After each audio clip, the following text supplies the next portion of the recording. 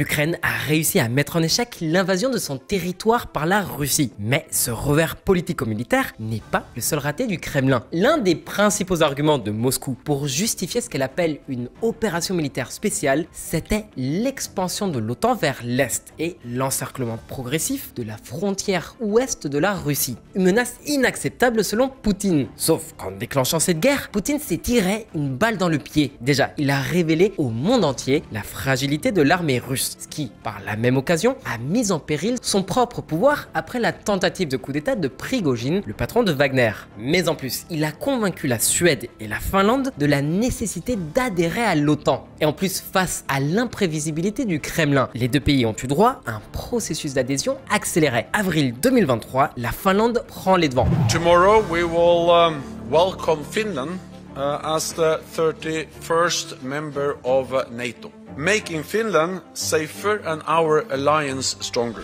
We will raise the Finnish flag for the first time here at the NATO headquarters. La Suède, en revanche, ça a été plus difficile pour elle. Mais la situation, elle s'est enfin débloquée. Elle deviendra bien le 32e pays membre de l'Alliance de l'Atlantique Nord. Et ça fout la Russie en pétard. 18 juin 2015, l'ambassadeur de Russie. Si la Suède rejoint l'OTAN, il y aura des conséquences. Poutine a souligné qu'il y aura des conséquences, que la Russie devra recourir à une réponse de type militaire et rédiger nos troupes et nos missiles, a déclaré l'ambassadeur de Russie, Viktor Tatarintsev.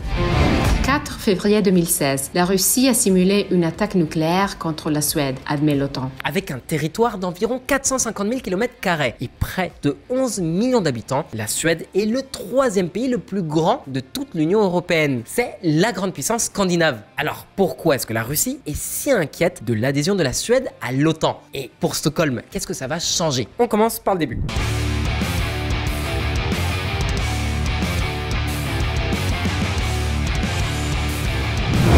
De l'impérialisme à la neutralité. Dans l'imaginaire collectif, la Suède est souvent représentée comme une nation calme, modérée, un bastion de la paix sociale et sacro-saint de la social-démocratie. Sauf que ça n'a pas toujours été le cas. L'Empire suédois a été l'une des principales puissances européennes du XVIIe siècle. À cette époque, son territoire comprenait aussi la Finlande, l'Estonie et une bonne partie du territoire norvégien. Alors pourquoi est-ce qu'on vous raconte ça sur Diplo? Eh ben, en fait, la répartition actuelle des territoires dans cette région correspond à un événement historique qu'on appelle la Grande Guerre du Nord. Ce conflit, il a démarré en l'an 1700 et s'est terminé en 1721, période durant laquelle l'Empire suédois a notamment affronté la Russie, le Danemark et la Norvège pour la suprématie de la mer Baltique.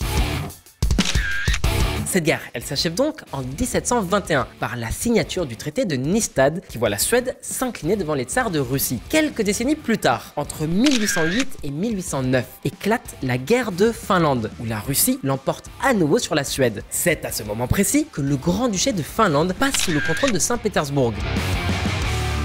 Et c'est comme ça que la Russie est devenue petit à petit un pays avec pignon sur rue sur la mer Balte. L'Empire suédois n'avait plus le contrôle exclusif sur la mer Baltique, qui est devenue au fil du temps l'un des accès privilégiés de la marine russe vers les 5 océans.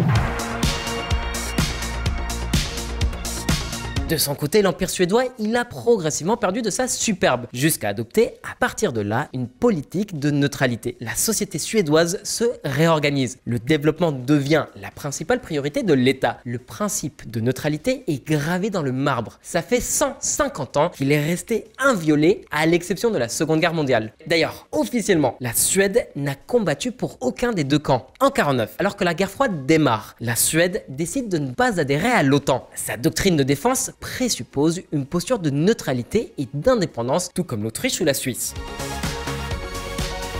Mais en 1995, une vague europhile submerge la Suède qui décide de rompre avec sa politique de neutralité pour adhérer à l'Union européenne. Alors d'accord, l'UE ce n'est pas une organisation militaire. La Suède n'a pas adhéré à l'OTAN, mais elle a néanmoins resserré ses liens avec l'Alliance Nord-Atlantique. Un exemple de ce rapprochement, c'est que la Suède a participé militairement en tant qu'État partenaire à plusieurs missions de l'OTAN, genre en Bosnie, au Kosovo, en Afghanistan ou en Libye.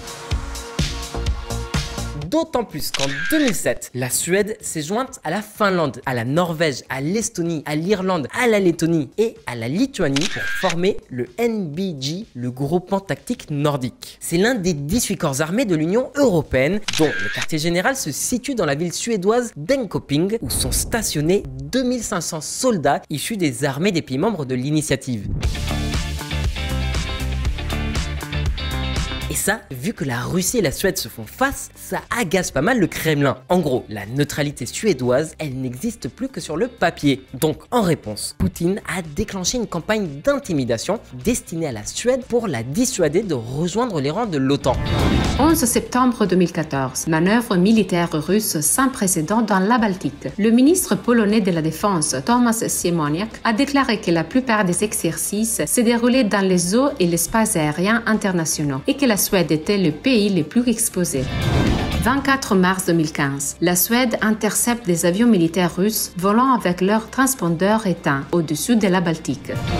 26 octobre 2016, la Russie renforce sa flotte de la Baltique en pleine tension avec l'OTAN. Le ministre suédois de la Défense a déclaré que son pays était inquiet de la présence des navires de guerre dans la mer Baltique, se plaignant que cette décision alimenterait probablement les tensions dans la région. Sauf que, objectivement, la Suède et la Finlande, ce sont des tout petits pays à côté de la Russie. Alors, pourquoi est-ce que Moscou s'en préoccupe autant? Eh ben, en fait, on ferait bien de ne pas sous-estimer leur pouvoir de nuisance. Mais on en reparlera tout à l'heure. Pour l'instant, ce que l'on doit garder en tête, c'est que la stratégie russe pour contenir l'expansion de l'OTAN et pour neutraliser les menaces finlandaises et suédoises n'ont pas seulement été un échec, elles ont carrément été contre-productives. Mais oui, cette invasion de l'Ukraine que personne n'a vu venir, tellement elle paraissait improbable, elle a effrayé la Suède et la Finlande. Aujourd'hui, les deux pays sont arrivés à la conclusion que l'OTAN était leur meilleur allié. Sitôt dit, sitôt fait. Helsinki, la capitale finlandaise, a officiellement adhéré à l'OTAN en avril 2023. Pour Stockholm, ça a été un peu plus laborieux. Pourquoi? On regarde ça tout de suite.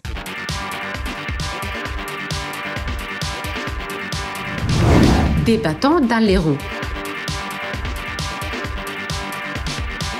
L'une des conditions sine qua non qu'un pays puisse adhérer à l'OTAN, c'est que les pays membres doivent être d'accord à l'unanimité. Pour la Finlande, c'est allé très vite. Tout le monde était d'accord. Pour la Suède, en revanche, il n'y en a pas un, mais carrément deux pays membres de l'OTAN qui s'y sont opposés. Le premier, on en a déjà parlé dans plusieurs vidéos, c'est la Turquie d'Erdogan. En fait, Ankara a accusé la Suède d'héberger et même de soutenir des militants appartenant à des organisations kurdes, comme le PKK, considérées par la Turquie comme des organisations terroristes. Alors, on va pas commenter le bien fondé de ces accusations de terrorisme, qui s'apparentent dans certains cas à de la persécution de la dissidence politique. Le fait est que jusqu'en septembre 2022, la Suède, tout comme la Finlande d'ailleurs, maintenait un embargo sur la vente d'armes à la Turquie, en raison de ses opérations dans le nord de la Syrie. Donc, entre l'embargo suédois sur la vente d'armes à la Turquie et la querelle sur l'hébergement de terroristes kurdes par la Suède, c'était clair pour tout le monde que les négociations pour obtenir l'accord de la Turquie pour une adhésion suédoise à l'OTAN allaient être tendues. Sauf que le 11 septembre de l'année dernière, coup de théâtre, la Suède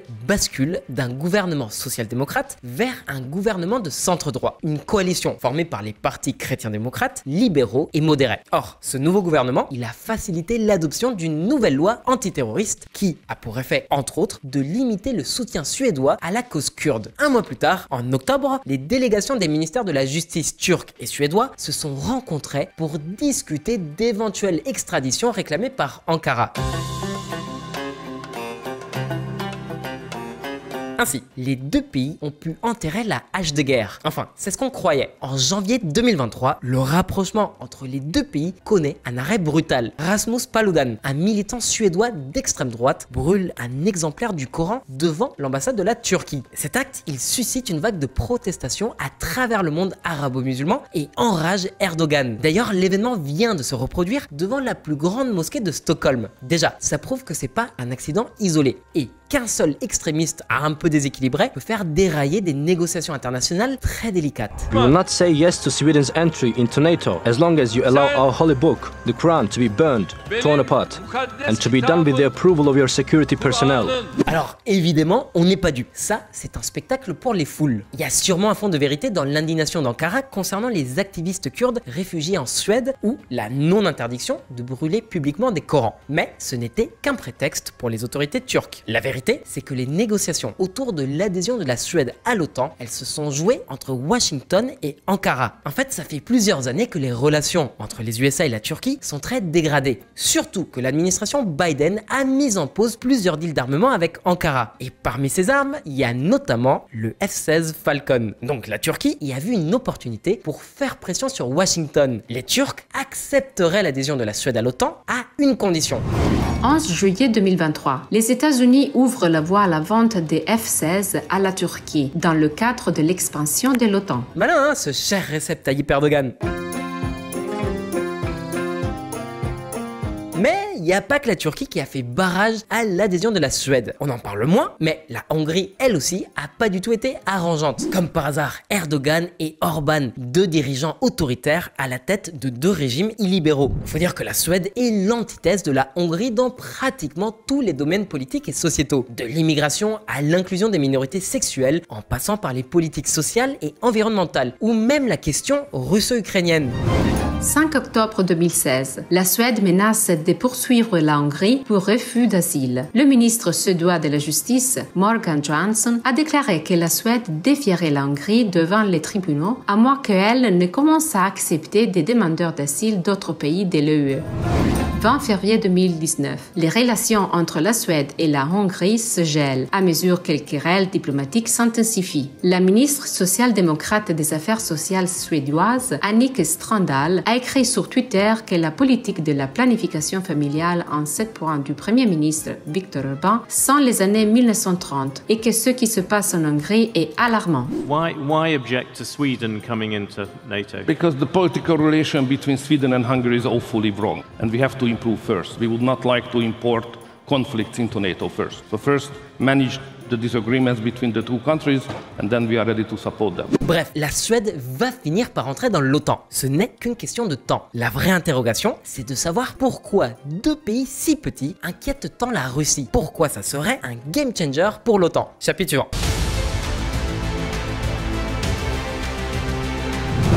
La dernière pièce du puzzle. Voici les conclusions d'un rapport du Centre international pour la défense et la sécurité basé à Tallinn, en Estonie, qui remonte à 2016. Sans la Suède et la Finlande au sein de l'OTAN, l'Alliance manque de profondeur stratégique et opérationnelle dans la région, ainsi qu'une capacité suffisante pour exercer un contrôle accru sur l'espace maritime et aérien de la mer Baltique. Si la Russie parvient à forcer Stockholm et Helsinki à se maintenir en marge d'un conflit en mer Baltique, les options de riposte de l'OTAN seront limitées. Closing NATO's Baltic Gap, International Center for Defense and Security. Alors, pour mieux comprendre cet avantage stratégique de la Finlande et de la Suède, on va plutôt regarder une carte. En fait, dans la foulée de l'annexion de la Crimée en 2014, les USA ont réalisé plusieurs exercices militaires dans la région et quelques simulations pour traquer et identifier les éventuelles faiblesses de l'OTAN à sa frontière avec la Russie. Et ils se sont rendus compte que le principal atout de l'OTAN, mais aussi sa principale vulnérabilité dans la Baltique, c'est l'île suédoise de Gotland. En cas d'attaque russe sur les républiques baltes, Gotland jouerait un rôle clé pour les défendre. Si les Russes parvenaient à couper le corridor de Suwałki et à prendre possession de l'île de Gotland pour y déposer des systèmes de défense antiaérienne, les républiques baltes seraient piégées. Ce serait alors très difficile pour leurs alliés membres de l'OTAN de leur venir en aide. Et ça, c'est le pire des scénarios. Mais comme la Russie nous l'a déjà prouvé en 2014 avec l'annexion de la Crimée et le déploiement de troupes dans le Donbass, elle est tout à fait capable de mener des guerres hybrides. C'est-à-dire qu'elle peut décider de ne pas avoir recours immédiatement à ses forces conventionnelles dans le cadre d'opérations officielles, mais plutôt agir sous fausse bannière ou en déployant des troupes non identifiables ou encore en faisant appel à des sociétés de mercenariat. Par contre, avec l'adhésion de la Finlande et de la Suède à l'OTAN, la Russie perd l'un de ses principaux atouts stratégiques dans la région, son exclave de Kaliningrad. En cas de guerre ouverte, l'OTAN pourra facilement sectionner le cordon logistique entre l'exclave et le reste de la Russie. La flotte russe déployée dans la Baltique est normalement stationnée à Kaliningrad, mais l'isolement de cette base militaire entraverait la liberté de mouvement de la marine russe. Moscou ne pourrait pas non plus espérer approvisionner l'exclave de Kaliningrad par la voie maritime. Le danger d'une attaque contre ces bâtiments bâtiment serait trop important. Plusieurs analystes estiment que Kaliningrad est trop vulnérable, que l'exclave constitue un talon d'Achille pour la Russie et qu'à terme, sa viabilité est compromise. Or, Kaliningrad, c'est pas juste une base militaire, c'est aussi une porte d'accès aux marchés internationaux. La Russie, elle dépend pas mal des marchandises qui transitent par la mer Baltique, tant à l'import qu'à l'export. Avec la Suède et la Finlande dans l'OTAN, les importations et les exportations russes seront vulnérables à un blocus militaire occidental. Et il y a aussi la question de la projection de l'armée de l'air russe, qui ne pourrait plus atteindre certains de ses objectifs militaires les plus éloignés en Europe. Donc, si bien la Baltique a été durant des décennies soumise à la domination de la flotte navale russe, aujourd'hui, celle-ci est sérieusement compromise. Et ça, c'est à cause de l'adhésion de la Suède et de la Finlande à l'OTAN. L'OTAN, la Finlande et l'Estonie ont déjà annoncé un plan ambitieux pour bloquer, si nécessaire, le golfe de Finlande. En 2022, la Russie avait annoncé son intention de reconstruire une marine militaire assez puissante pour répondre aux enjeux sécuritaires de la région. Mais à présent, ce projet, il est tombé à la flotte. Avec l'entrée de la Suède et de la Finlande dans l'OTAN, la mer Baltique sera entourée des États membres de l'OTAN. L'objectif d'établir la puissance maritime russe, reconduit en 2022 avec la publication de la nouvelle doctrine navale russe, serait désormais irréalisable dans cette région d'importance stratégique. The German Institute for International and Security Affairs. Si le projet d'une flotte russe dominante dans la Baltique a pris l'eau, la perspective d'une future intégration de l'Ukraine dans l'OTAN entraînerait un résultat similaire en mer Noire et en mer d'Azov. Il y a encore un point à aborder, c'est la puissance du complexe militaro-industriel suédois. Le pays a beau être relativement petit, il produit certains des armements les plus sophistiqués, comme des armes légères, mais aussi des avions de chasse, le Gripen, des missiles de précision, des chars, des sous-marins, des corvettes et des batteries de défense antiaérienne.